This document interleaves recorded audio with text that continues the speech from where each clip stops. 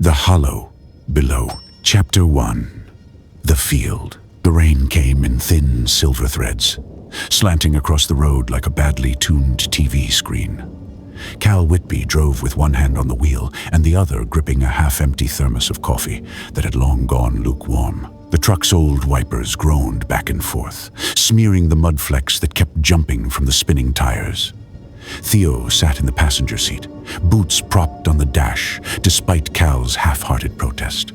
The kid was wiry, sharp-faced, and couldn't stop fiddling with the cracked plastic radio. Nothing but static, Theo muttered. Feels like the bloody end of the world out here. Good. Then nobody'll call to complain, Cal said, voice dry as gravel. From the back seat, Gareth snorted a laugh. You joke, mate. But I swear to God, this is how it always starts. Power cuts, strange noises, weather goes funny, then boom, the hole to hell opens up under someone's tractor. Theo smirked. You've been watching too many YouTube documentaries. Don't need documentaries, Gareth replied, tapping his temple. Got the truth right up here. My mum's cousin saw lights in a field just like this, 96.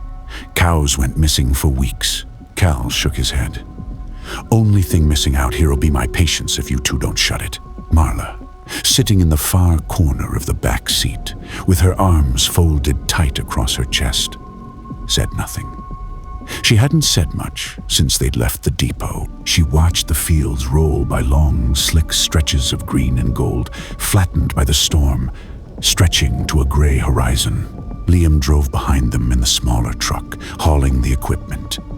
New kid, quiet, careful, always checking the mirrors like the countryside might bite him if he didn't. The job was supposed to be easy. A transformer blown near a farm a few miles outside of Aylesbury. Reports said the line had tripped around midnight after a surge. No lightning, no fallen trees, just a flat-out failure. That was odd. Cal had been doing this work for 20 years. And there was always a reason. The rain thinned as they turned down the last lane, tires hiss-joing on wet gravel. Cornfields flanked both sides of the road, stalks tall and dark, rustling in the wind like whispers. Theo leaned forward, squinting through the glass. There, see that? A faint orange glow flickered up ahead. A farmhouse. 2 stories. Brick worn soft by decades of rain. A narrow porch light burned over the door, the kind of house that should have felt homey. But tonight, it looked like it was holding its breath. They parked near the gate, engines still ticking from the drive. The house was quiet, except for the wind chime, jangling aimlessly. Cal climbed out first. His boots sank into mud with a wet thud. A woman opened the door before they even knocked. Late 60s, thin face, eyes pale as dishwater. Her gray hair was tied neatly, and she wore a cardigan buttoned too tight for comfort. Oh, thank heavens, she said, voice calm but too quick, like she'd been rehearsing the line. You're the power men, yes? We've been without for hours. Yes, ma'am, Cal said, wiping his hand on his jeans before offering it. Cal Whitby. We're with Aylesbury Electrical. Got the call this morning. Her handshake was oddly soft, lingering. I'm Mrs. Redlow. My husband's out back. You'll want to speak to him about the field. The field? Theo asked. She hesitated, eyes flicking toward the window before settling back on them. Yes, the field. Gareth grinned nervously. Sounds ominous already. Mrs. Redlow's expression didn't change. You'll see. Mr. Redlow was already waiting when they rounded the back of the house.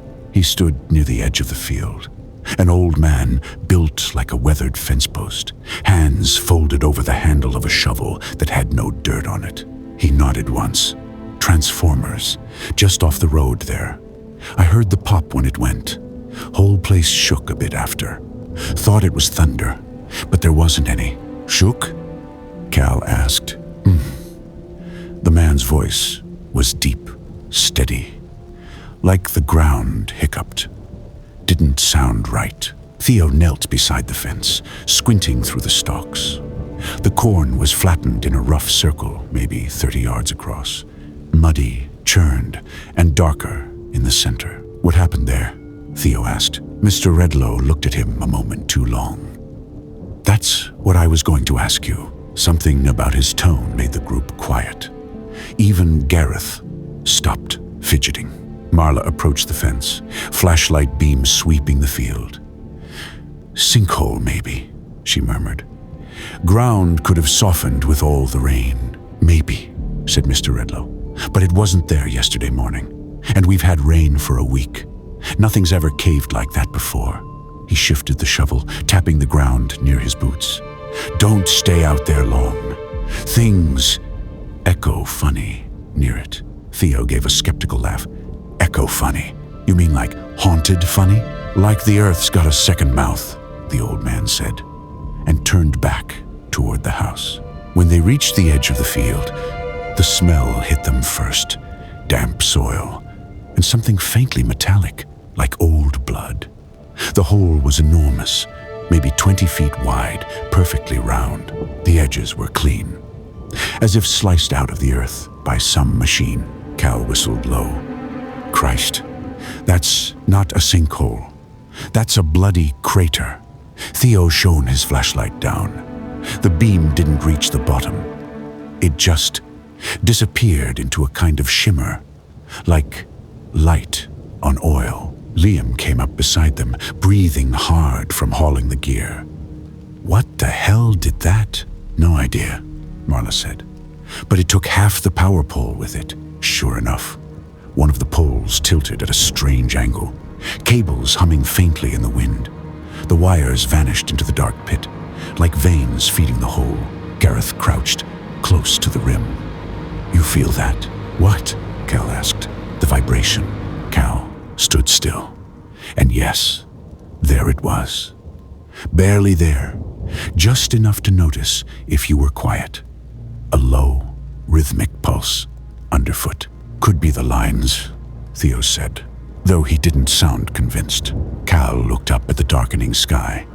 "Let's check the transformer first. Then we'll come back to this." Carefully, as they walked back toward the truck, Gareth whispered, "That old couple creeped me out, man." Theo smirked. "You're just mad she didn't offer you tea."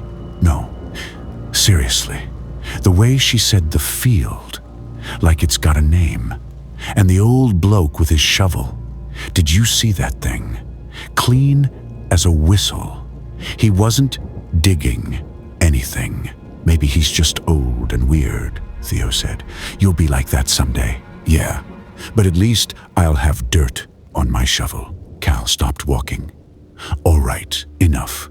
We fix what we came for, file the report, and leave. Whatever that hole is, it's not our business." But as he said it, he found himself glancing back toward the field at the faint mist curling out of it, rising like breath. And in the distance, near the Redlow's porch light, Mrs. Redlow watched them through the rain. No expression, no movement, just standing there, her pale face barely visible in the flickering glow, like she was waiting for something she already knew would happen. Chapter 2. Preparations. The trucks sat in a shallow dip beside the field, tires half buried in mud from the recent drizzle. The sky was a heavy gray, clouds smearing across the horizon like wet ash. Cal moved first, striding toward the bed of the first truck with his usual deliberate pace, his boots sinking slightly with each step. "Let's not waste time," he said. "We get gear, anchor points, lights. No heroics until we know what we're dealing with." Theo leaned against the side of the second truck, arms crossed. "Heroics are my middle name," he said, smirking, though his fingers tapped nervously against the metal. "Right after reckless." Cal didn't respond. His eyes were already scanning the field, noting the subtle dips and discoloration in the soil, the way the edges of the hole seemed unnaturally smooth. He had a foreboding feeling that this wasn't a normal sinkhole, and experience told him to trust it. Liam approached slowly, phone in hand, filming the trucks and the field, as if documenting everything would somehow make it less real. "Do you think it's dangerous?" he asked, voice low. Marla crouched beside him, pulling gloves from a pack. "Everything out here is dangerous until we know better," she said, "but rushing in blindly is worse. That's why we prep. Anchors, ropes, harnesses, a clear line of communication. We move methodically. Got it?" Gareth, already rummaging through his truck bed, held up a coil of rope with a grin. "Methodical, sure. But I vote we also leave room for dramatic flair. You know, extra suspense for when something inevitably grabs Theo's arm. Keep it down, Gareth," Marla said flatly, though a ghost of a smile tugged at her lips.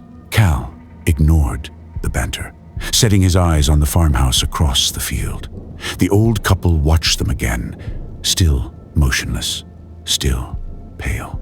Their expressions were unreadable, but something about the way the man tilted his head made Cal's stomach tighten. "Talk to them yet?" Gareth asked, glancing toward the house. "They're giving me serious, don't touch that vibes." Cal's eyes narrowed. "We will, but only after we understand the risk. Right now, we prep." They spread out between the two trucks. Theo rummaged through the tool chest for harnesses and carabiners. Marla organized anchors and pulleys, and Liam filmed their movements in real time, occasionally zooming in on the field. Gareth muttered theories about magnetic anomalies and alien sinkholes, tossing a rope casually toward the edge of the depression. The hole sat there quietly, almost smug in its patience. The wind shifted, carrying a faint metallic tang that made Liam gag slightly. "Anyone else get that?" he asked. "Yeah," Theo said. "Smells like wet wire. Maybe something fried when the transformer went out." Marla shook her head. "Whatever it is, it's not just the power. Look at the edges. The soil isn't crumbling naturally. Something moved it." Gareth chuckled nervously. "Or didn't. Could be sentient, who knows? Maybe it's alive. Maybe it's hungry." Cal gave him a sharp look.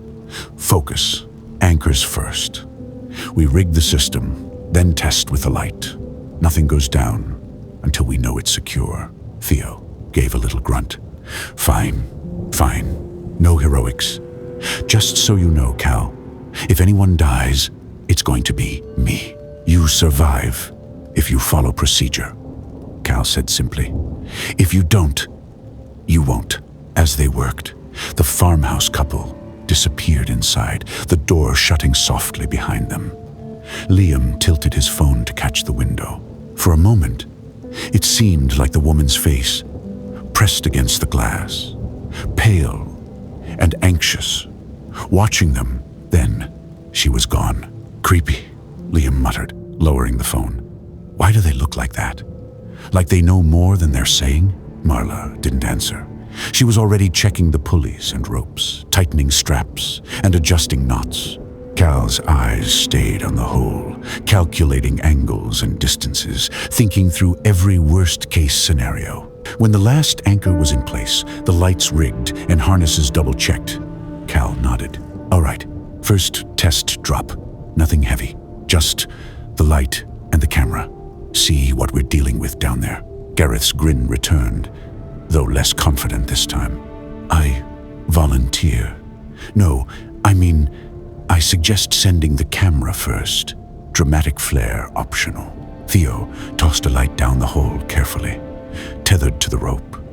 The beam cut through the darkness, revealing slick walls of soil, strange glistening roots, and an inky blackness far below. Liam's phone captured every second. The hole seemed deeper than it should be, swallowing the light like it had an appetite.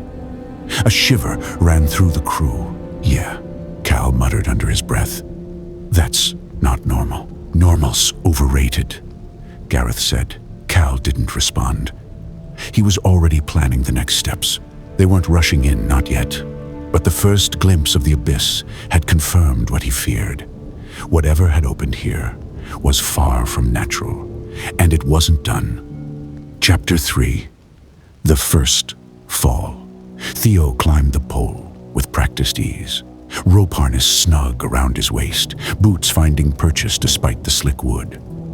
Cal stayed at the base, hands on the rope, eyes locked on his technician. Rain dripped off the brim of his helmet, tracing cold lines down his face. "Keep it steady," Cal called, voice firm. "Check your harness, every step." Yeah, Theo muttered, glancing back over his shoulder with a grin that didn't reach his eyes. "I've done this 100 times. Marla crouched beside Cal, holding the rope taut. "Don't take his 100 times for granted," she said softly. "Even the pros slip." Liam filmed from the rear of the truck, phone clutched in both hands. "It's insane," he muttered, breath visible in the chill. "Why do I always end up documenting near-death experiences?" Gareth leaned against the tailgate, eyes bright, teeth showing in a grin that didn't hide his nerves. "Because misery makes great footage. Classic horror logic." Cal didn't respond. He was focused, scanning the edges of the sinkhole. Something about the soil's movement unsettled him. The earth seemed to pulse, subtle and alive, under Theo's weight. Halfway up, Theo paused, hooking the wrench into the transformer. The rain slicked his gloves, making the metal slippery. Liam adjusted the phone's angle, zooming in on Theo's hands. Then the ground shifted. It started small. A soft, cracking sound, almost imperceptible. Cal stiffened. "Theo, get down, now." "What?" Theo looked around, confused. The crack became a rumble. Mud slid away from the pole base in tiny, slick ribbons. Roots snapped. Air hissed through the soil like it was breathing. "Now!" Cal shouted, heart hammering. Theo's boot slipped. He caught himself, but the pole groaned under the added stress. Cal and Marla both gripped the rope harder, yanking with everything they had. Then the pole started to tip. "Hold on!" Cal yelled, pulling the rope down as Theo's harness strained against the sudden shift. Theo's eyes widened. The ground beneath him gave a final, wet, hungry shudder. In a heartbeat, the pole snapped at the base, toppling toward the sinkhole with Theo still strapped in. "No!" Liam's phone captured the chaos. The harness line jerked violently. Theo screamed, half swallowed by the abyss. The rope whipped, tangled, useless. Cal dropped to his knees at the edge, reaching with every ounce of strength and desperation. Marla grabbed his arm, anchoring him. Gareth shouted something incoherent, a mix of curse and prophecy. Theo vanished. A horrifying silence followed. The rain drummed softly on the trucks, indifferent. The hole seemed to close slightly, swallowing the echoes of the scream. Liam stared at the monitor. The phone screen flickered. Then, a small green pulse blinked faintly. Theo's heart monitor was still active. He was alive. Somehow, Cal's hands shook as he leaned over the edge, peering into the blackness. "He's down there. We can get him back," he said, voice tight. We have to be smart." Marla's eyes were fixed on the rope, already calculating angles. "We need light, anchors, pulleys. We cannot just jump in. If we do it wrong, there's no coming back." Gareth leaned closer to the edge, voice quiet now, almost reverent. "Whatever's down there, it's not natural, and it's fast, too fast for a man. Watch the monitor. He's moving, but," he shivered, "something else is moving with him." The pulse of the heart monitor quickened slightly, uneven, like a warning. Liam's hands were trembling as he held the phone steady. "He's moving, but not like normal. Look at that." Cal swallowed hard. "He's alive, but he's not alone. Stay calm. We plan. Then we descend, step by step." The rain eased, leaving only the smell of wet soil and ozone. Somewhere beneath, the sinkhole seemed to pulse again, patient, waiting. And the first real fear settled over the crew. Whatever had taken Theo had noticed them, and it wasn't going to let him go quietly. Chapter 4.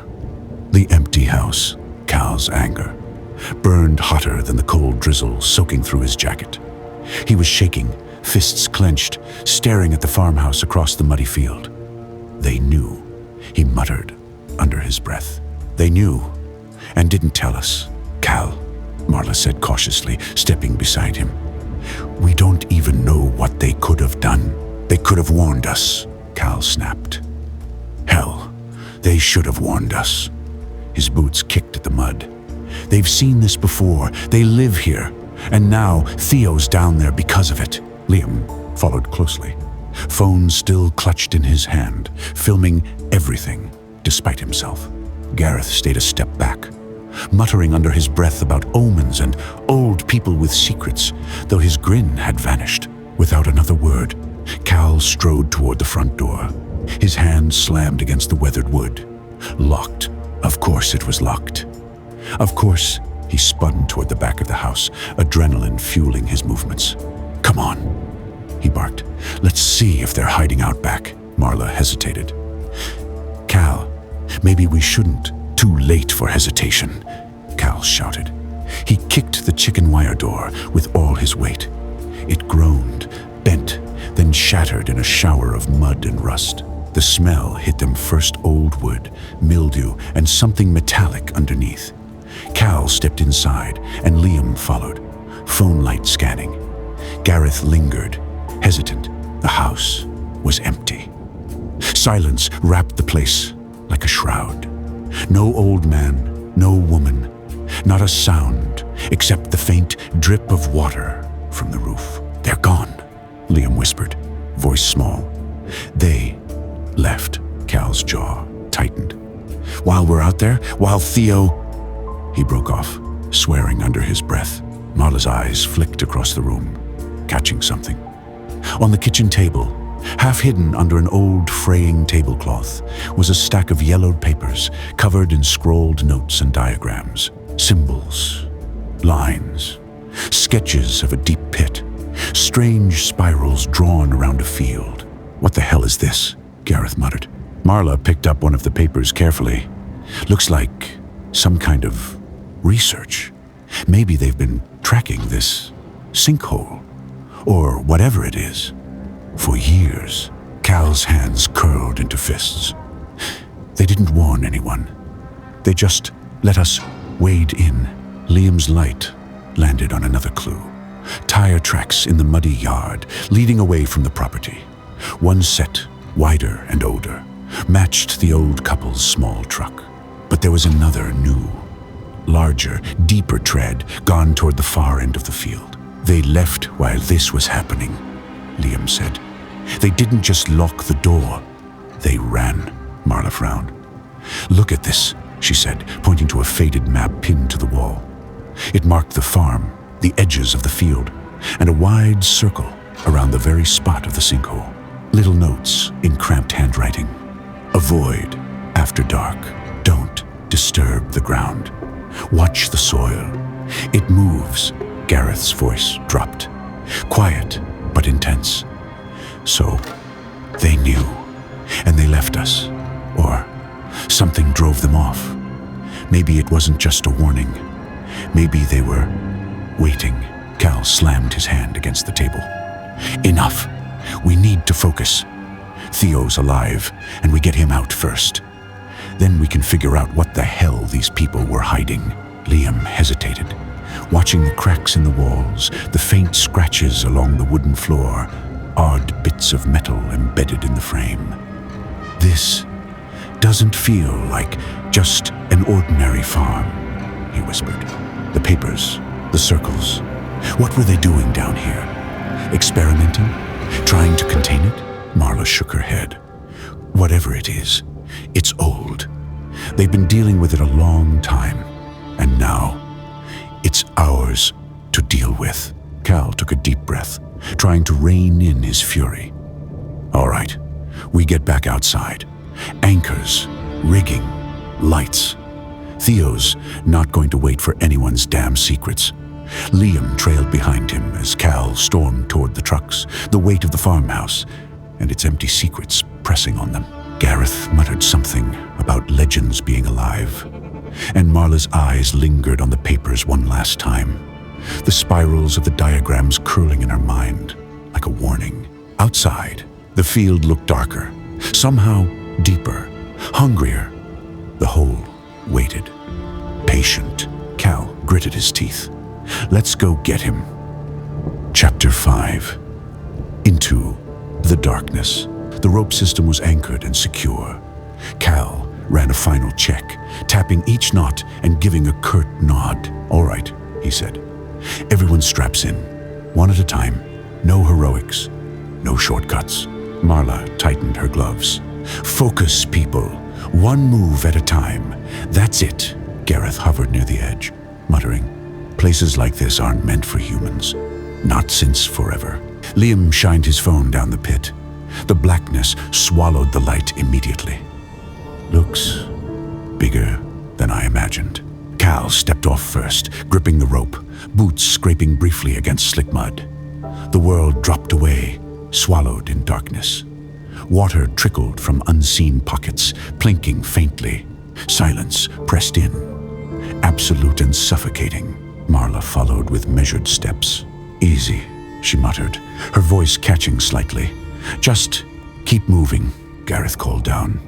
"Hey, careful not to kick mud down on whoever's last. Could be someone's breakfast," Liam groaned, not helping as they descended.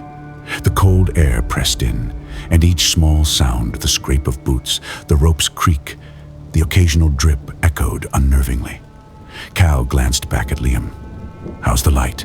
"Not great. Barely reaches a few feet." Cal exhaled.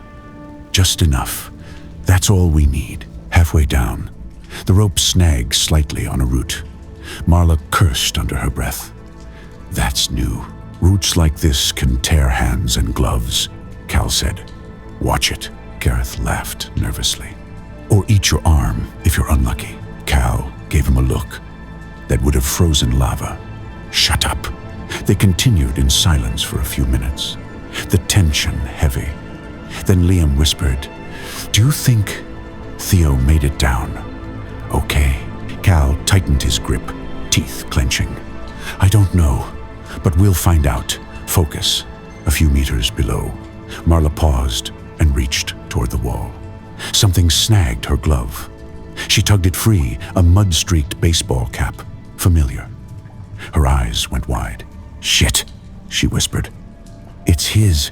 Gareth's grin vanished. "Well, that answers some questions." Cal's stomach dropped. "He's here somewhere, or was. We need to keep moving. Stay calm." Finally, they reached the bottom, or what they thought was bottom. Their boots sank into a waist-deep pool of murky water, thick and cold. The smell hit them immediately. Damp, metallic, and vaguely sweet, like rust mixed with decay. "You've got to be kidding me," Gareth muttered.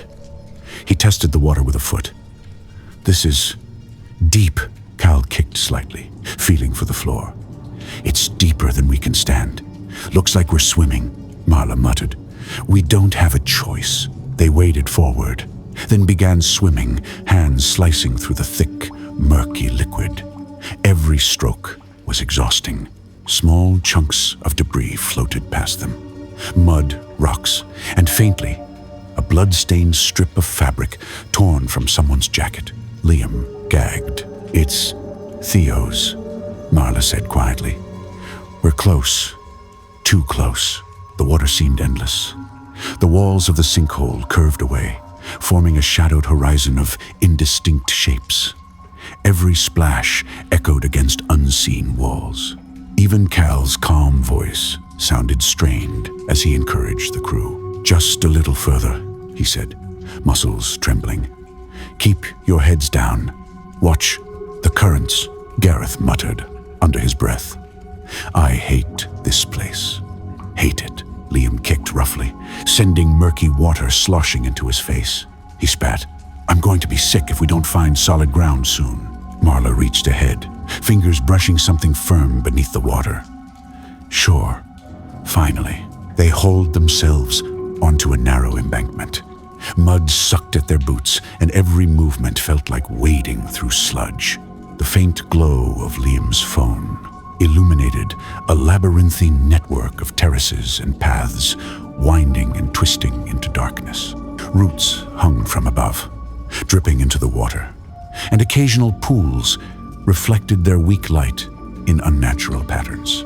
Cal exhaled, sitting heavily on a rock. "Everyone okay?" Gareth wiped a smear of water from his face. "Not okay, but alive, barely." Liam sank to his knees, shivering. "I can't believe that's where he fell. And we're actually here." Marla studied the paths ahead. "This place doesn't make sense. Terraces, tunnels, dead ends everywhere. It's like it was built, not formed." Cal shook his head slowly. "We focus on one thing at a time. Find him. Figure out this labyrinth. We stay together. That's it." Even as he said it, the oppressive darkness pressed in. The water they'd swum through still seemed to ripple faintly, as though stirred by something unseen. And in the back of their minds, one thought refused to leave. Theo had been taken, and whatever claimed him might not have released him yet. They moved forward, carefully, mud squelching underfoot, hearts pounding, knowing that every step deeper into this labyrinth could change everything. Chapter 6. The labyrinth, the muddy shore, gave way under their boots, each step sinking slightly, sucking at their feet like the pit itself was trying to hold them. Water sloshed around their ankles, thick and cold, and the faint reflection of Liam's flashlight showed the twisted, impossible walls rising above them. Cal exhaled, rubbing the back of his neck. "All right, everyone stay close, eyes open, ears open. Don't get separated," Gareth muttered. "Easier said than done. This place doesn't obey rules." "You said that already." Marla shot back, voice tight but steady. "Focus. Keep moving." Liam stumbled slightly on the slick mud, flinching as something sharp scratched at his boot. Feels like someone dragged a knife across the floor." Cal crouched, checking the footing. "Just roots. Probably. Maybe not. Either way, slow down." They moved forward, stepping carefully across narrow terraces that jutted into shadowy pools. The labyrinth stretched endlessly in every direction. Paths twisted and curved, disappearing into darkness. Every so often, the walls seemed to shift when no one was looking, leaving new corridors where there had been none, or closing off the ones they had just seen. Marla whispered, "Did anyone else notice that? That path we passed, it's not there anymore." Gareth groaned. "Yeah, I saw it too. We're losing our minds down here." Cal didn't respond. He simply kept moving, eyes scanning every inch of the walls and water. But even he felt it.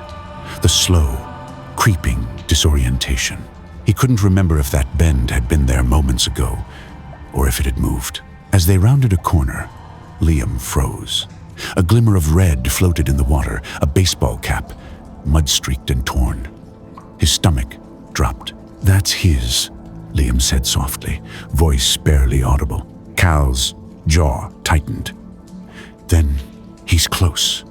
Or something's done him no favors." Marla leaned over, brushing her fingers against the fabric. A small tear revealed a blood stain, dark and crusted. Her stomach lurched. "He's alive, maybe, but barely." Gareth's eyes flicked around nervously. "You hear that?" They all froze. A faint slosh, like water being stirred from deep below, echoed through the labyrinth. Nothing visible moved, but the sound wasn't natural. It was deliberate, patient, and somehow aware of them. Cal swallowed. "Keep moving. Stay low. Don't panic." They pressed forward, the walls curving at impossible angles. Roots hung from above like skeletal fingers, dripping dark water into the pools below. Every step seemed longer than the last. Marla paused at another bend, pointing. Wait, look at this. On a mud bank, partially submerged, was a glove, torn and streaked with red. The sight made Liam gag. Jesus, that's him. We're not imagining it, Gareth muttered. Yeah, but maybe we are imagining a lot of things. Look at this place. It's insane. The walls, they're not supposed to do that. Cal shook his head slowly. Focus on one thing at a time. The paths may be shifting, but we'll make it. Keep eyes forward. Mark your way. They moved cautiously through the maze of terraces, the water rising to mid-thigh at points. At one narrow passage, Marla's foot slipped, sending a spray of thick, brown water over Gareth. Hey, watch it, he snapped, coughing. Sorry, Marla hissed. This isn't exactly a smooth surface. The deeper they went, the more the labyrinth felt alive. The air grew heavier, the dripping louder, echoing unnaturally. Liam's phone flickered in the water, showing distorted reflections of walls that curved in impossible ways. Even Cal hesitated, a rare moment of doubt flashing in his eyes. Then a faint groaning sound, deep and resonant, vibrated through the water beneath their boots. Something shifted in the darkness far below. It wasn't moving toward them yet, but it was there, patient, a presence. Marla's voice trembled slightly. We're not alone. Whatever's down here, it's watching. Cal exhaled slowly, grounding himself. Then we make it to him. Step by step, we keep together. That's all we do. They pressed on, the maze opening into a wider cavern. Stagnant pools reflected their weak lights, distorted and murky. Every ripple seemed alive, every shadow potentially hiding something unseen. The water reached their waists now, forcing them to swim short stretches to keep moving. And as they reached the far side of the cavern, Cal noticed something chilling. The walls ahead curved slightly, but the path they had just taken looked different, as if it had shifted while they were swimming. Gareth hissed, "Oh, this is bad. This is really bad." Cal's stomach turned, but he said nothing. He just moved forward, silently wondering if the labyrinth itself had plans of its own, and if Theo's fate was already sealed deeper in the darkness. Chapter 7. When the air stopped moving. The tunnel sloped into blackness like the throat of something alive. Each step forward was a negotiation between courage and the need to turn back. Their headlamps carved thin slices of light through a darkness so thick it felt material. The smell was what got to them most. Swamp rot, mineral dust, and the faint, metallic edge of something burned long ago. Cal led, chest lamp shaking slightly as he breathed. Behind him, Marla marked their route with red spray paint, short, controlled bursts on the walls. Liam followed, camera steady in both hands, the light on it cutting narrow paths that always seemed to fall short of what they wanted to see. Gareth brought up the rear, his usual stream of jokes long since evaporated. The water had been waist deep when they first dropped into it, murky and cold. But now they were in drier ground, slick mud and jagged rock underfoot. Somewhere in that darkness, Theo was gone. No one said his name aloud, but it hung between every breath. "Keep your head on, everyone," Cal said, his voice husky from the damp air. "We'll find him." He didn't sound convinced, and Liam caught the tiny twitch at the corner of his mouth when he said it. Marla swept her flashlight over the walls. They were smoother here, almost carved. "This isn't natural," she said quietly. "Look at the grooves. These are too even, too straight." "Man-made?" Liam asked. "Or something else?" Gareth muttered. They pressed forward. The path forked, split again, then funneled into a corridor that narrowed enough they had to turn sideways to squeeze through. A few drops of water fell from somewhere far above, echoing for a full 5 seconds before fading. Then something moved, a splash, deep and heavy, maybe 20 yards behind them. Cal raised his hand, Everyone froze. Another splash closer. Then, silence. "Gareth," Cal whispered. "Light behind us." Gareth turned, sweeping his flashlight toward the noise. Nothing, just ripples in the black water. "Could be an animal," Marla said. "Yeah," Gareth muttered. "A really polite one, waiting its turn." They pressed on, faster now. The air seemed to tighten the deeper they went, like the atmosphere itself didn't want them breathing it. Liam filmed continuously, mostly to keep himself from thinking too hard. His footage caught fragments of things he didn't notice in real time. Markings on the walls, small bones half buried in mud, shapes carved into the rock that resembled faces screaming ones. When they found Theo's glove, it was tangled in a root. The fingertips were gone, torn clean off. Marla picked it up with trembling hands. "He's close," she said, though she didn't sound like she believed it. Cal reached for her shoulder, steadying her. But before he could speak, Gareth's light cut off suddenly. "Gareth?" Cal turned. The man had stopped 10 feet back, beam pointing downward. He crouched, peering at the ground. "Tracks," he said softly. "Boot prints. But there's something else beside them." He didn't finish. His flashlight flickered. Then something moved in the beam, a slick, scaly ripple across the water. "Gareth, move," Cal barked. Too late. Something slammed into him from the darkness with a wet, bone-splitting impact. The sound echoed a crash of water, a muffled yell. Gareth's light spun wildly across the cavern, painting a chaotic blur of limbs and spray before vanishing into blackness. "Gareth!" Cal shouted, already running. The others followed Marla, stumbling over rocks, Liam clutching his camera like it was a weapon. Their lights crisscrossed the gloom, catching only fragments. Disturbed water, a smear of blood, a splash of torn fabric on a rock. Then a sound rose from the dark, not a growl, not quite a hiss. Something between the two, a vibration that shook in their chests, low and resonant, almost intelligent. It made Liam's teeth ache. "Turn the lights off," Marla whispered urgently. "Turn them off. It can see light." They did. Darkness folded over them like water. The sound came again, slower this time. A breath. Then silence. Something dripped nearby, too heavy to be water. "Gareth," Cal whispered into the black. His voice cracked, the name half a plea. Then, faintly, impossibly, Gareth's voice echoed back. "Cal? Hey, I'm..." The rest of the sentence dissolved into a shriek of tearing fabric and bone. Something splashed violently, then stopped. When they turned their lights back on, there was nothing left but Gareth's flashlight, flickering weakly on the water's surface, and a red smear trailing into the tunnel wall. Liam stepped forward, breath shaking. He was right there. Marla caught his arm before he could move closer. "Don't. Whatever that was, it's watching." Cal knelt in the mud, staring at the bloody trail.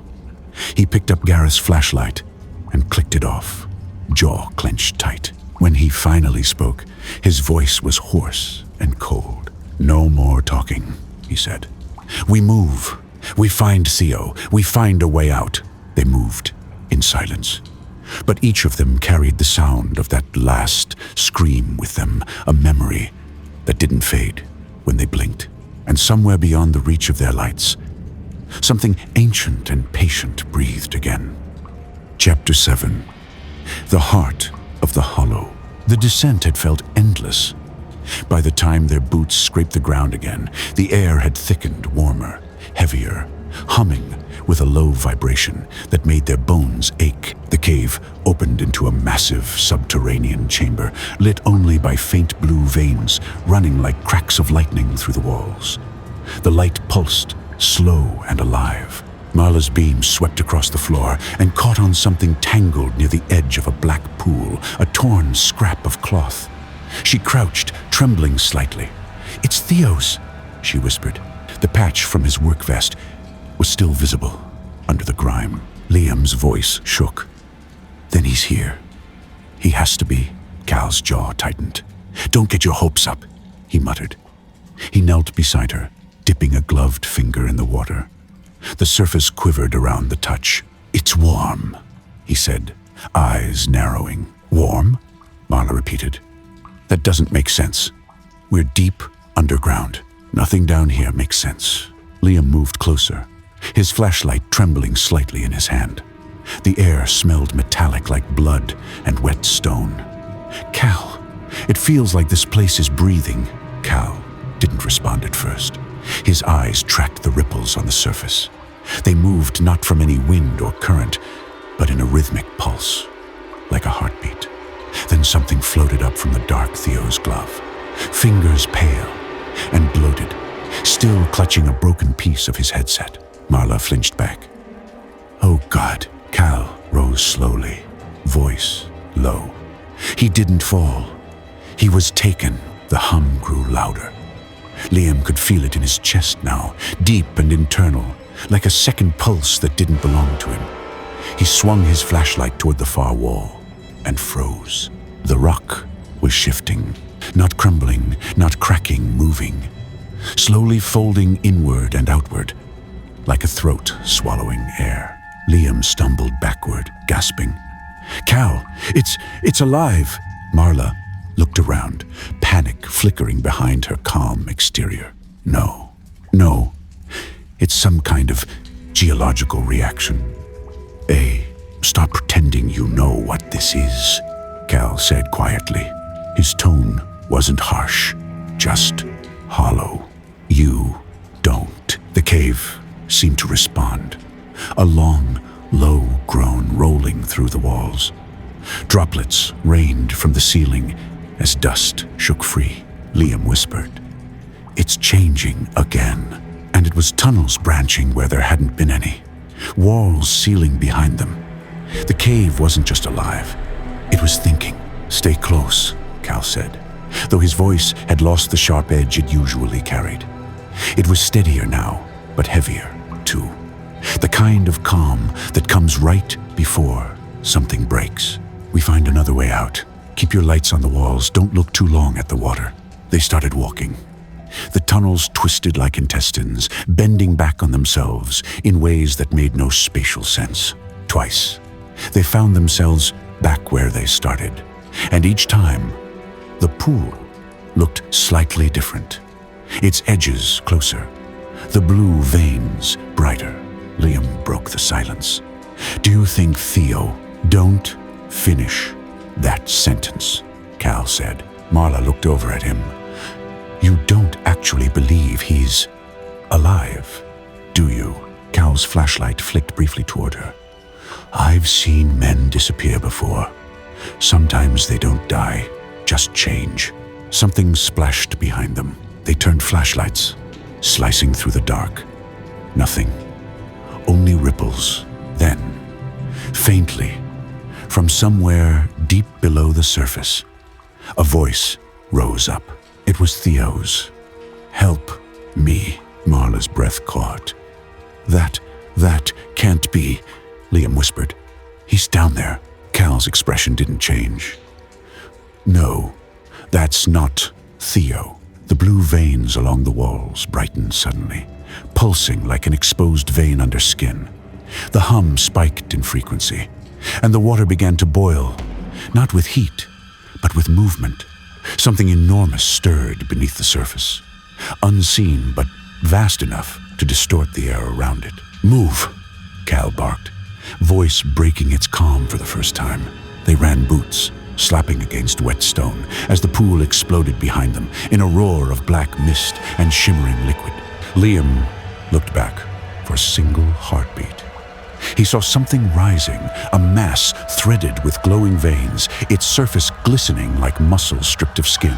It didn't have a face, just a huge, pulsating cavity where light flickered deep inside. The light pulsed once, then spoke again, perfectly mimicking Theo's voice. Why'd you leave me? Liam screamed, stumbling forward. Cal grabbed him by the collar and yanked him into the next tunnel, just as the chamber collapsed behind them. The last thing they heard before the rock sealed over was the sound of water dripping, rhythmic, and that same impossible voice whispering softly, almost mournful. Come back. Chapter 8. The buried facility. They didn't know how long they'd been walking. Minutes, hours, it all bled together in the dark. When they finally stopped, it was only because their legs wouldn't move anymore.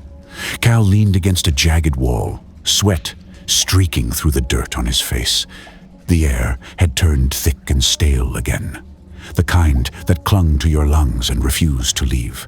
Marla sank to the ground, clutching her helmet in both hands. That thing, it talked, she whispered. It sounded like Theo. Liam sat a few feet away, back against the rock, eyes glassy. I don't think it was copying him, he said softly. I think it was him. Or what's left of him. Cal shot him a look. Stop it. Don't start that. I'm serious, Cal. You saw what this place does. The walls. He pointed toward the stone, where faint grooves seemed to shift when you didn't stare directly at them. They move when you're not looking. We're not supposed to be here. Cal rubbed his temples. You're tired. We all are. But Marla wasn't having it. Don't patronize him. You've seen it too. She looked up at Cal, her expression trembling between anger and fear. You heard it. That voice. And what about the shadow we saw before the cave changed? What the hell was that? Cal didn't answer. He stared off into the tunnel ahead, where the darkness pulsed faintly in sync with his heartbeat. Liam swallowed hard. Do you think it's still down here with us? Cal finally spoke. No, he said quietly. I think we're down here with it. For a moment, none of them spoke. The sound of dripping water echoed through the tunnel steady. Mocking, Marla's breathing hitched. It's not just an animal, is it? Whatever took Gareth, it's intelligent. Cal hesitated. Intelligent, or something worse. It's hunting us, but it's playing. They sat in silence, their flashlights dimming slightly as the batteries struggled. Every now and then, a faint vibration rippled through the stone, like something massive shifting far below them. Then, faintly, Liam noticed something odd. The tunnel ahead wasn't just rock, it looked carved, man-made. Faded lines ran along the walls, covered in dust and age. Bolts, weld seams. He stood, unsteady. Cal, look at this. Marla squinted at the walls. Is that steel? Reinforcement? Cal moved forward, brushing the grime away with his glove. Beneath the layer of sediment was a slab of metal, a door, or what was left of one. The edges were warped from pressure, bent inward, like something had forced its way out. A faint insignia was still visible near the top, half buried under corrosion, but the letters were clear enough. Property of the United States. Geological Research Division. Marla's voice dropped to a whisper. What the hell was the Geological Division doing down here? Liam found the control panel beside it, half crushed, long dead. This isn't a natural cave, he murmured. It's built into the rock. Someone made this place. The realization seemed to drain the strength from the air itself. Cal crouched near the door, inspecting the hinges. This must have been sealed years ago, maybe decades. He gripped a loose handle and heaved. The door groaned open with a shriek of rusted metal, and stale air poured out, stinking of rot and chemical decay. They stepped inside. The hallway beyond was wide and low, lined with shattered glass panels and rusted machinery. Every few feet, a flicker of something metallic caught their lights. Old instruments, lab tables, a collapsed ceiling fan, hanging like a broken limb. The walls were splashed with something dark and dried. Marla's voice broke the silence. Blood, she said. Liam nodded faintly. A lot of it. As they moved deeper, They found more signs, torn lab coats, crushed ID badges, notebooks scattered across the floor. Cal crouched and picked one up. The pages were brittle, water-stained, and warped. Marla leaned over his shoulder. "Can you read it?" Cal flipped through carefully, his voice steady but strained. Exposure to anomalous vibrations increasing. Subject exhibits signs of auditory hallucination and paranoia. Recommend containment suspended until the resonance tests complete. Object recovered from 9.6 miles below surface layer. Unknown origin. Emits low-frequency pulses measurable even through shielding. Hypothesis: biological in nature, possibly dormant. Cal stopped reading. The next page was splattered with something brownish red. Liam took a step back, whispering, "They found it here." That's what this was, a containment site. Marla pointed to a shattered glass chamber at the end of the room. The reinforced walls were buckled outward. Whatever had been inside hadn't stayed there. She read the metal plaque beside it aloud. Project Eidolon. Her voice faltered on the name. Eidolon. Cal looked up at her. "What's that mean?" "It's Greek," she said faintly. "A spirit, a phantom." The lights flickered again. Somewhere deep in the facility, metal creaked slowly, deliberately. Liam's voice was trembling. "We shouldn't be here. Cal, this place feels wrong." Cal didn't move. He stared into the dark hallway ahead, where faint blue light pulsed behind a shattered bulkhead. His voice was almost a whisper. "We're already inside its grave." Then, from the shadows, a faint echo drifted through the air, like laughter, stretched and distorted, impossible to place. It wasn't human, but it knew them. Chapter 9. Fractures. The echo died slowly, bleeding into the walls, until only the soft hum of dead air remained. Cal held his breath. Nothing moved. Nothing answered. The silence stretched until even the drip of water seemed afraid to make a sound. "Keep moving," he whispered. "We find a room, seal it, and rest." Marla nodded, clutching her flashlight. Her eyes were hollow-wide but vacant, as if her mind were replaying every sound she'd ever heard in this place. Liam followed close behind, his phone light trembling in his hand, camera still recording in bursts of shaky frames. They passed through a corridor, lined with shattered observation windows. The glass crunched beneath their boots, echoing like brittle bones. Inside each room was a fragment of the past rusted instruments, toppled microscopes, strange cylindrical containers half filled with dark liquid. One of them still hissed faintly, a whisper of gas escaping. Marla paused. "These tanks, they're not for samples," she murmured. "They're containment, biohazard grade." Liam swallowed. "For what? Whatever this thing was." She didn't answer. The hallway ended in a heavy, half-collapsed blast door. A faded sign above it read Storage B12. Cal forced it open with a crowbar, metal grinding loud enough to make all three flinch. Beyond it lay a smaller chamber, more intact than the rest. Shelves lined the walls, holding sealed ration boxes and a few cracked crates of bottled water. Emergency lamps lay scattered, some still faintly glowing, powered by dying cells. Cal stepped in and exhaled. "All right, this'll do for now." He dragged an overturned filing cabinet against the doorway, wedging it tight. Marla found an old med kit and checked it mostly useless, but a few bandages remained sterile. Liam sat against the wall, trembling, phone resting limply on his knee.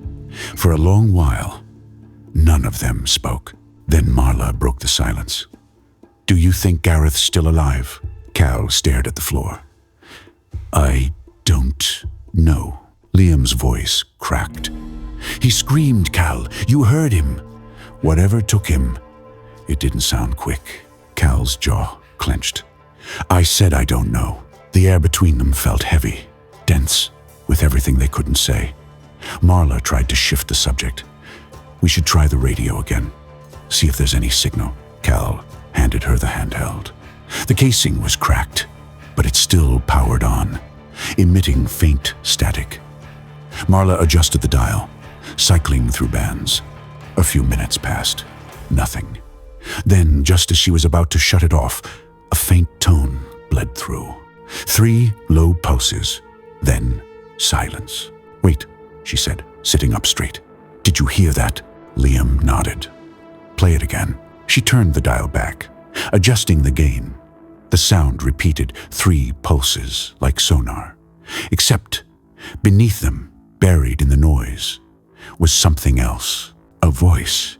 It was distant, warped, barely audible, but it said something like, "Help me." Liam's blood ran cold. "Theo?" Cal leaned forward, eyes narrowing. Could be a recording, some feedback loop, but even he didn't sound convinced. Marla shook her head. "No, that's live. The tone's a locator ping. It's bouncing off the walls. He might have one of the old field radios from the surface." She looked up. "He's down here, Cal. Somewhere close." Cal took a long breath, trying to steady himself. "Then we'll find him." They sat there for a few minutes, planning their next move. But the longer they spoke, the more off everything began to feel. The temperature in the room dropped. The sound of dripping water stopped. Liam noticed it first. "Do you hear that?" he whispered. Marla frowned. "Hear what?" "Exactly." The silence was total. Even their breathing seemed muted, muffled, like the air itself had been swallowed. Cal stood, looking toward the door. That was when he saw the shadow. It wasn't moving, not exactly, but it wasn't still either. It seemed to flicker along the wall, stretching and curling like smoke caught in water. For a moment, it looked like Gareth's outline. Shoulders hunched, one arm reaching toward them. "Gareth," Cal whispered before he realized what he was saying. The figure didn't respond. It only turned its head, slow and unnatural, as though its neck were made of wet rope. Then the sound came, that low, guttural growl hiss, vibrating in their bones, not their ears. Marla grabbed the lamp, spinning in panic. "Cal, that's not—" The shadow collapsed inward, like a hole ripping through light. The air rushed back in with a deafening roar, a wind that reeked of damp rot and metal. Cal stumbled back, raising his flashlight. Nothing was there anymore. Just the empty corridor. Liam was shaking uncontrollably. It was him. It was Gareth. "No," Cal said flatly. "It wanted us to think that." Marla looked toward the corridor again, her voice trembling. "Then what the hell does it want now?" No one answered. Somewhere far below them, the 3 tones echoed again, this time louder, closer, vibrating through the metal floor. 3 low pulses. Then, faintly beneath the static, the voice again. "Help me, please." Theo's voice. But there was something wrong about it now. A rhythm in the way he spoke, almost like he was repeating after someone else, like the words weren't his. Chapter 10. The Nest Beneath. The tunnel stretched for what felt like miles. A massive artery of stone and steel, swallowing the last of their light. Their headlamps caught glints off rusted machinery, toppled scaffolding, and skeletal cranes frozen mid-collapse. Barrels and crates lay half-buried under decades of dust. The air tasted of metal and decay, the damp kind that settled in the throat and never left. Marla slowed her pace, her boots crunching over shattered glass. "Someone built all this," she murmured. "Then just left it?" Cal swept his flashlight in a wide arc. The beam landed on a mountain of debris piled against the far wall. Twisted rebar, shattered concrete, and a mangled excavator jutting out like a gravestone. "No," he said quietly. "They didn't just leave. They buried it." Liam crouched near an overturned crate and brushed away soot to reveal a small, corroded terminal. Its cracked screen flickered weakly when he tapped the side. "Still has juice," he muttered. The machine sputtered, then spat out a fragment of a log entry in a wash of static and glitching text. "Containment compromised. Directive 17 enacted. Collapse ordered at 0600. No extraction. The Eidolon remains. Cognitive hazard. Burial required." Marla read it twice, her stomach twisting. "They sealed it on purpose." A low rumble echoed across the cavern metal, dragging against metal, deep and slow, like something enormous moving in its sleep. The sound rolled through the dark, making the rusted beams tremble. Cal turned sharply, flashlight slicing across the emptiness. "Did anyone—" "Yeah," Liam interrupted. "We all heard it." They moved toward the sound. At the far edge of the cavern, the debris pile broke open into a narrow fissure, a ragged tear in the earth. Cold air leaked out, carrying a stench like burnt ozone and rot. "Looks like a way through," Cal said, though his voice didn't sound sure.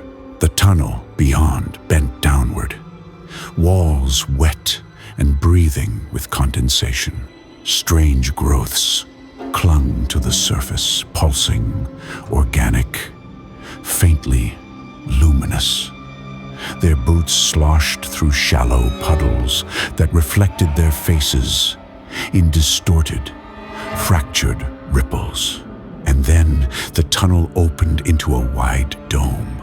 The walls were lined with tangled machinery and bone, fused together as if melted by heat.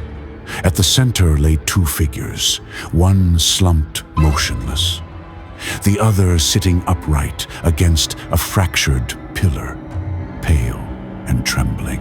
Marla gasped. "Theo!" Theo's head snapped up his eyes, wild, skin streaked with grime and dried blood. "Don't!" he croaked, voice trembling. "Don't come closer." Then movement from the shadows. A second Theo stepped out from behind a pillar, skin rippling unnaturally, his face stretched in a grotesque smile. "Hey, Cal," it said in Theo's voice, too calm. "You finally made it." Liam froze. "What the hell?" The false Theo lunged, body twisting with a series of sharp, wet cracks. Limbs bending wrong, its mouth tore open wider than it should, letting out a distorted shriek that seemed to come from everywhere at once. The real Theo shouted hoarsely, "It's not me. Don't look at it. It feeds when you believe it." Marla fired the echo, thundered through the chamber, and in an instant, the figure shattered into smoke, dissolving into the cracks of the floor with a hiss like steam escaping. Silence fell again, heavy and unreal. Cal rushed to Theo, dropping to a knee beside him. "You're alive." Theo grimaced, clutching his leg. His ankle was swollen, and his body was covered in cuts and bruises. I tried to get out. Every time I moved, the tunnels changed. The walls bent. I'd hear voices, Gareth, calling my mother, even you. I couldn't tell what was real anymore. He motioned weakly toward Gareth, who lay unconscious a few feet away. He's been out cold since the collapse. I tried to stay near him, If I wandered off, it got worse. Like it wanted me to lose myself down here. Marla knelt beside Gareth, checking his pulse. He's alive, just out cold. Liam's light swept the walls, revealing faint symbols carved into the metal. The same sigils they'd seen in the lower tunnels. The markings seemed to shift subtly. When looked at too long, this thing, Liam muttered. It's not just physical, it messes with your perception. That's how it hides. That's how it traps you. A noise came from above, a slow, heavy creak, like something dragging its weight along the ceiling. They all froze. The beam of Cal's flashlight followed the sound upward, and there, high above in the shadows, a vast shape moved. Fluid, watching. Theo's voice was little more than a whisper. You think this is its nest? The shape stirred long, sinewy limbs, unfolding briefly before vanishing again into the dark. Theo shook his head, eyes wide and glassy. No, this isn't its nest. He swallowed hard. This is where it dreams. The ground pulsed once like a heartbeat under their feet. Their lights flickered, and every shadow seemed to breathe. Chapter 11. The Awakening Chamber. Gareth stirred with a ragged gasp, eyes darting wildly as if waking from a nightmare that hadn't ended. Gareth! Easy, hey? Cal knelt beside him, gripping his shoulder. You're all right. You're safe, mate. Safe! Gareth's voice cracked. No, it was in here. He tapped his skull with shaking fingers. It was crawling through my head, whispering things, saying I'd been down here before, that I was part of it. Marla swallowed hard, glancing to Theo, who winced as he adjusted his bandaged ankle. You're not alone in that, Theo murmured. It plays tricks, gets inside you, feeds on your fear, till it feels like your own thoughts aren't yours anymore. The ground trembled faintly. Somewhere in the shadows, something dragged its claws along the metal walls with a slow, metallic scrape that made their teeth ache. Liam's flashlight wavered. It's still here, he whispered, watching us. Then came the sound, a low, guttural hiss layered with a growl that resonated deep in their bones. It slithered through the dark, neither near nor far, like a storm you could hear inside your skull. Move, Cal ordered, hoisting Theo's arm over his shoulder. Now, they stumbled out of the chamber, lights jittering, the sound of breathing heavy, wet, animal following close behind. The corridor twisted upward, littered with broken monitors and half-collapsed walls, until the dull gleam of reinforced glass appeared ahead. They emerged into a research zone. Metal tables overturned, clipboards scattered, fluorescent lights hung crooked, buzzing in the silence. On the far wall, a series of display panels blinked with faint green light, some miracle of backup power keeping them alive after all these years. Marla moved first, brushing away dust from one of the consoles. This is a data suite. A research archive. Liam tapped a terminal, and static filled the air. Then a fragmented audio log crackled to life. Voice distorted, but human.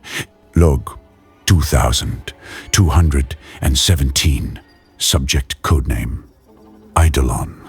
Subterranean organism dormant approximately 40,000 years. Discovered at depth 7 during seismic survey. We assumed hibernation state was stable. It wasn't. We think the resonance pulses we used to map the structure it reacted to them woke it up. The team froze. Theo frowned. Resonance pulses? Marla's expression darkened. They used sonar mapping, ultrasonic frequencies to read underground structures. But if this thing senses vibration, if it communicates that way, Cal finished grimly. They didn't map it. They spoke to it. Another log flickered on automatically. The voice was more panicked now, papers rustling in the background. Log 2218. Containment failed. Anyone within proximity to the lower chamber exhibits mania, aggression, self-harm. We tried tranquilizers, stasis gas. Nothing works. The energy readings in the primary tunnel are off the charts. The field regenerates it. It feeds from it. Sending animals down there just breaks them. Like it's inside them before they even see it. Marla covered her mouth. They didn't just wake something ancient. They woke something sentient. Liam pointed through a cracked observation window at the far end of the lab. Beyond it stretched a vast tunnel, a circular borehole vanishing into infinite black. The walls shimmered faintly, alive with pulsating blue veins that looked almost organic. That's where it came from, Liam whispered. Its den. They stood in silence, the hum of the monitors now sounding eerily like a heartbeat. Then came another noise, a whisper, low and wet, from somewhere behind the observation glass. Theo tensed. Did you hear? The whisper became a shriek. From the dark, a shape moved fast, enormous. It slammed against the glass with bone-rattling force. The reinforced window spider-webbed instantly. A streak of something thick and black ran down its surface. Cal barely had time to shout, "Down!" before the wall buckled. Through the burst of dust and steam, they caught their first true glimpse. The Eidolon rising out of the smoke like a nightmare stitched together from eras. Scaled flesh slick with ooze and torn feathers clinging to its shoulders. Patches of mottled fur, jutting spines down its back like coral blades. And those eyes, two glowing pits of pale green light that burned through the dark like chemical fire. Its jaw unhinged, rows of serrated teeth glinting, breathing out a cloud of vapor that smelled of death and brine. Then it moved too fast for its size, tails slicing through the air with a metallic shriek, shattering lights as it passed. They ducked behind a fallen desk as the beast tore through the lab, its tail smashing consoles, its guttural hissing echoing like machinery grinding bone. The walls trembled as it passed, and then, gone, the silence returned, absolute and paralyzing. Only their ragged breathing remained. Marla's whisper broke it first. "We have to hide. Now." They slipped into a nearby maintenance room, sealing the door behind them. Through the cracks of the frame, they could still see faint light and the shadow of the Eidolon slithering past, its massive body scraping along the corridor, dripping black ichor. Its tail glinted half-ram, half-scythe before it vanished again into the dark. They sat in the silence, the weight of what they'd just seen pressing down like the earth itself. Cal stared into the dark corner of the room, his voice a rasp. "That thing. It's not hunting us for food," Theo swallowed. "Then what the hell does it want?" Marla looked up slowly, eyes distant, to finish what we started. Chapter 12. The Eidolon's Hunger. Gareth's laughter cracked through the dark, like glass shattering under pressure. His words slurred between hysteria and grief, his eyes glinting with the sheen of someone who had seen too much and understood too little. Marla tried to calm him, but he only backed away, muttering about how it spoke to him, how it knew their names. Theo's breath came ragged. "We need to move now." But the air shifted. A low hum, wet and throbbing, rolled through the room, followed by the scraping pulse of tendons tightening against stone. The Eidolon had returned. It emerged, half crawling, half floating from the tunnel ahead, its flesh steaming with the damp heat of rot. Its eyes, or what resembled them, burned faintly beneath translucent skin, scanning the room like a beast remembering a scent. Cal grabbed a metal rod, from the wreckage nearby. "Over here!" he shouted, slamming it against the wall. Sparks flashed, echoing through the chamber. The thing turned toward the noise, convulsing with sudden hunger. Theo and Marla moved fast, grabbing Gareth by the arms as he thrashed and screamed. Liam shoved open a grated door along the side wall, the hinges crying out. They stumbled through, but the sound, too loud, too human, gave them away. The Eidolon lunged. Cal swung the rod again, this time striking one of the dripping pipes overhead. Steam burst out, scalding the creature's flank. The Eidolon reeled, its body shuddering in violent spasms, flesh boiling where the vapor touched. For a moment, just a heartbeat, they thought it was enough. Then, the sound it made changed. No longer pain, but rage. A guttural wail that shook dust loose from the ceiling. The tail began to move. It writhed like liquid bone, snapping at the floor, reshaping with each twitch. The sinew twisted into a crude sledge, a bludgeon of chitin and tendons. Before any of them could run, it struck. The blow caught Gareth square in the side, hurling him across the corridor. He landed on his stomach with a sickening crunch, his scream piercing through the noise. Both legs bent wrong, his body writhing in shock. "Gareth!" Marla tried to run to him, but Theo pulled her back. "No, don't, he's..." Gareth clawed at the ground, dragging himself forward through the grime, leaving red streaks behind him. His voice broke into a sob. "Please, don't leave me." The Eidolon loomed over him, its form contorting. The tail slithered up and hardened again, the flesh grinding as it reshaped into a long, serrated scythe. "Gareth!" Cal's voice cracked. Get up," but he couldn't. The creature raised the blade-like tail high and brought it down. The cut was clean and silent, save for the wet slap that followed.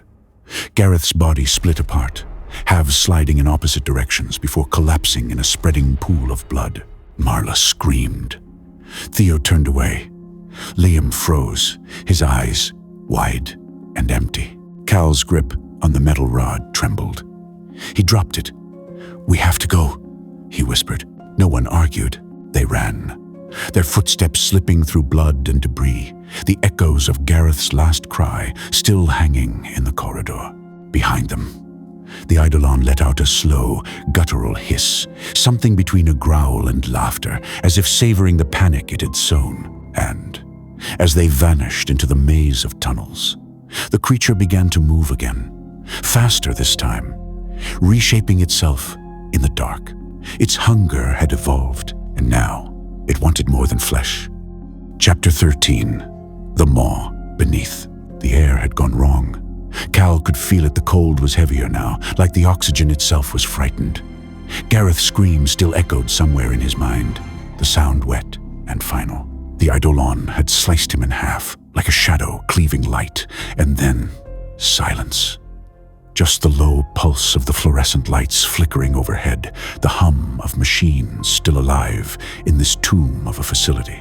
Theo was limping between Marla and Liam, one arm over each shoulder.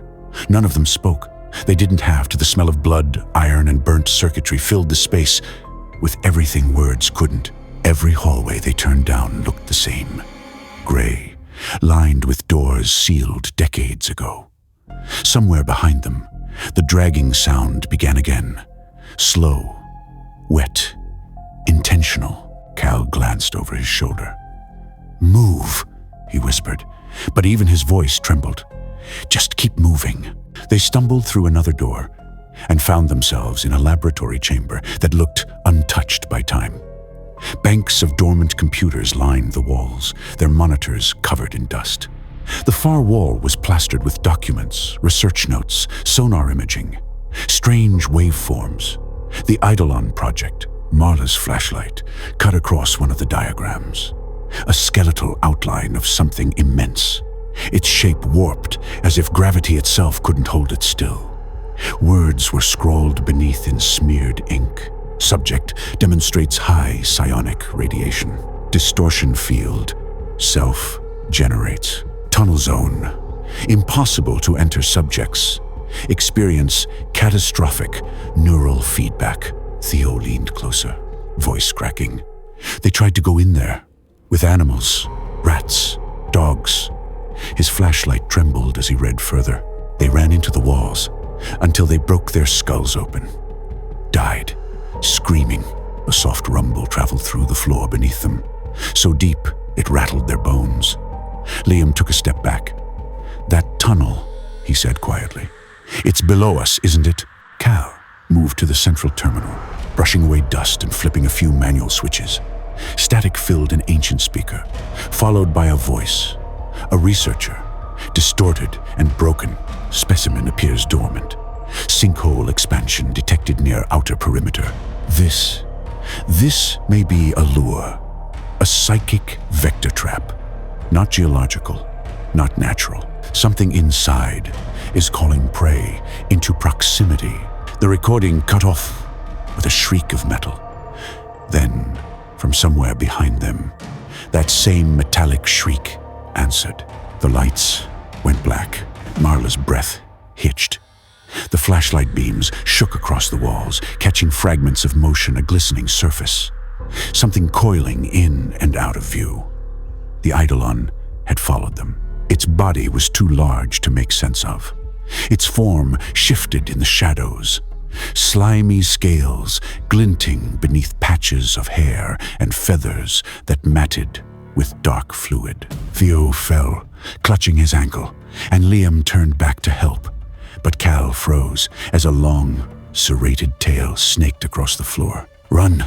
he shouted. The tail lashed out, catching his arm before he could move. It speared through his left hand, nailing it to the metal wall. Cal screamed. He could feel the bone give way, could feel his heartbeat pulsing through the torn flesh. The creature leaned close its head, or what passed for one, emerging just enough for the light to catch it. Dozens of eyes blinked in irregular patterns, like bioluminescent orbs embedded in the skin. Its breath was a rot of earth and decay. It hissed in his face, long strands of saliva trembling in the air between them. For a moment, Cal felt something inside his head. Images that weren't his ruins buried deep underground, tunnels lined with bones, the sinkhole above writhing like a mouth. He felt it speaking without words, forcing emotion directly into his mind. "You should not have woken me." And then it let him go. He stumbled forward, clutching his ruined hand, blood trailing down his arm. Liam grabbed him under the shoulder, dragging him toward the far door, where Marla and Theo waited. Behind them, the Eidolon uncoiled fully, the sound of it scraping against the walls like stone on stone. They burst into the next room, a containment vault with heavy steel shutters, and slammed the door. Marla hit the manual lever, sealing it shut just as something slammed against the other side hard enough to dent the metal. The lights flickered once more. Cal leaned against the wall, staring at his blood-soaked hand. His voice was barely more than a whisper. "It could have killed me." Marla looked at him, pale and shaking.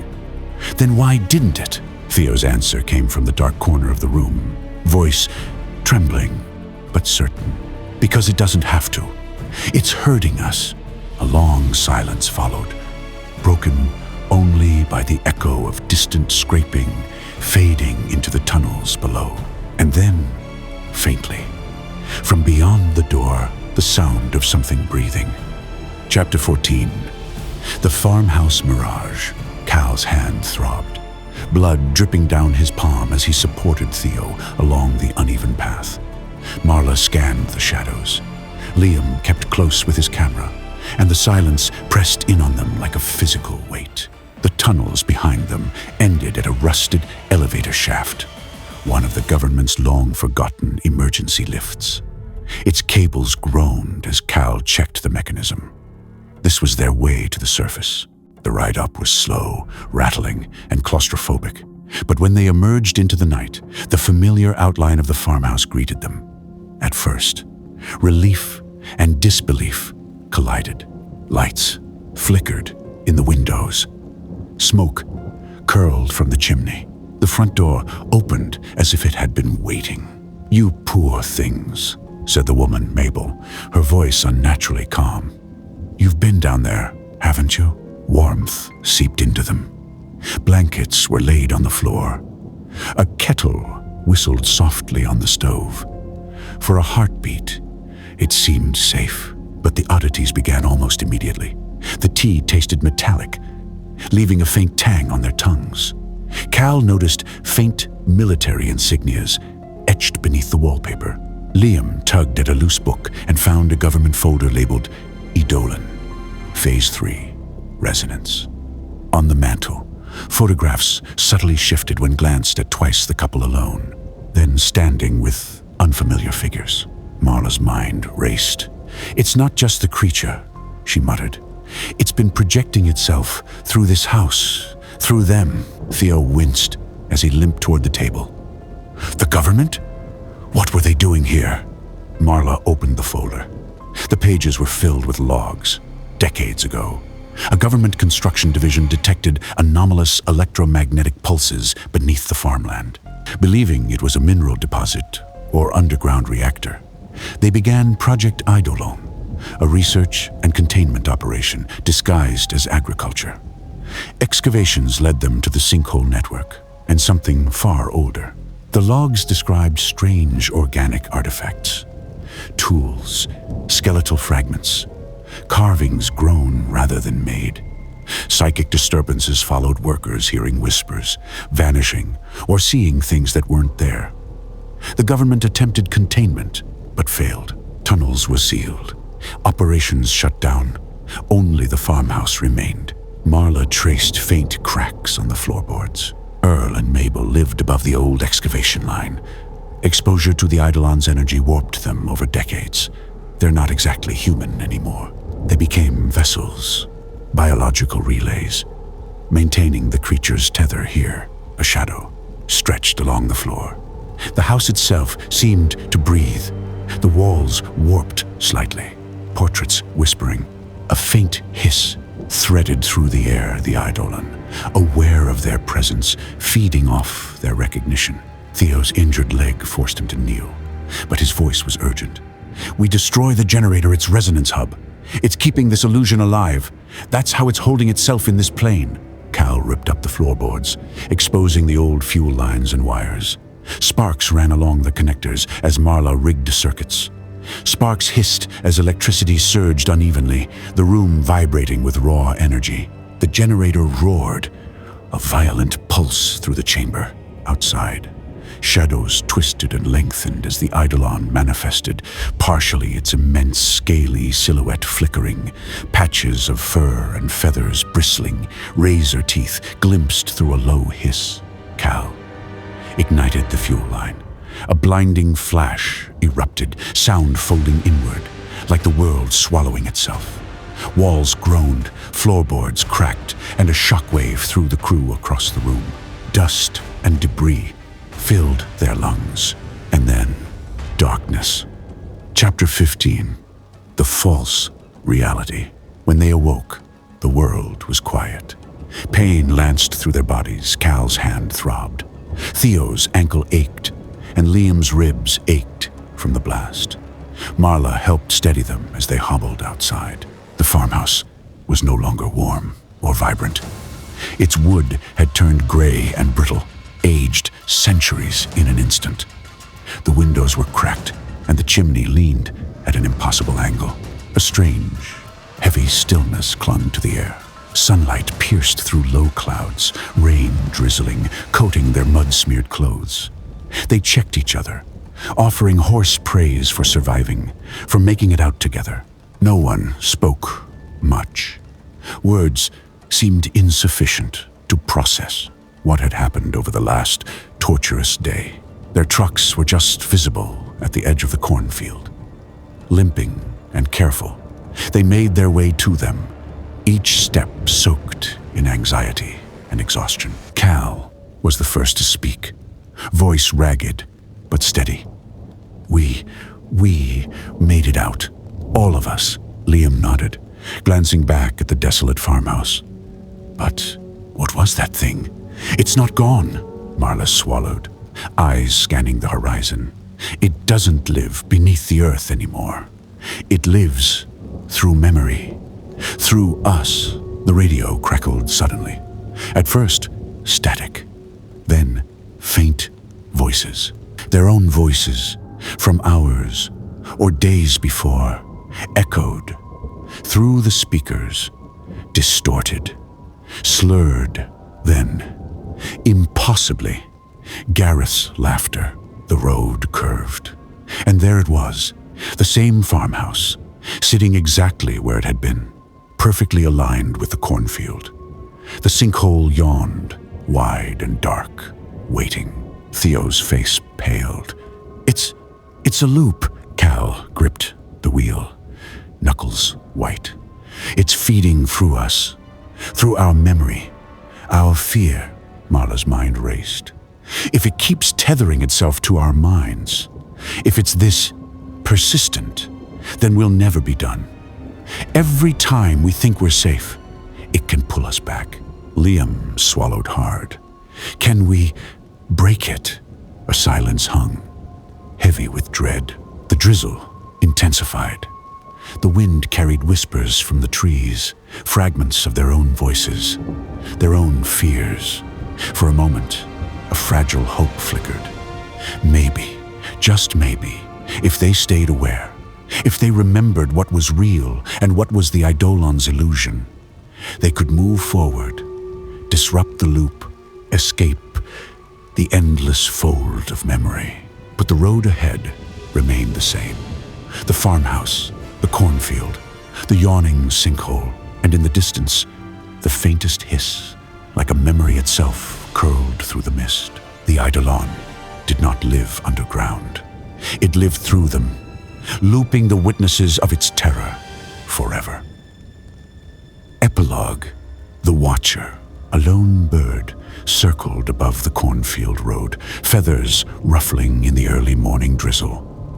At first, it was ordinary, curious, cautious, but something in the air made it uneasy. It swooped lower, drawn toward a whispering crevice just beyond the thicket of twisted trees.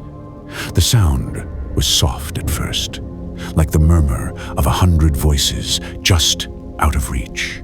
The bird's cries became frantic, sharp, unnatural, its wings convulsing, jerking in the foggy dawn. Then, with a sudden violent snap, it was gone. A shadow darted from the darkness, piercing the bird with something long, thin, unyielding. Its last faint screech echoed into the mist. A low, guttural hiss followed, wet and resonant, vibrating the earth itself. In the distance, the farmhouse sat, gray and ancient, as if it had aged 100 years overnight. Its walls sagged, windows dark and hollow, or perhaps glowing faintly. A single light flickering inside. Something moved behind the glass, just for a heartbeat. A figure, still, watching. The cornfield remained silent.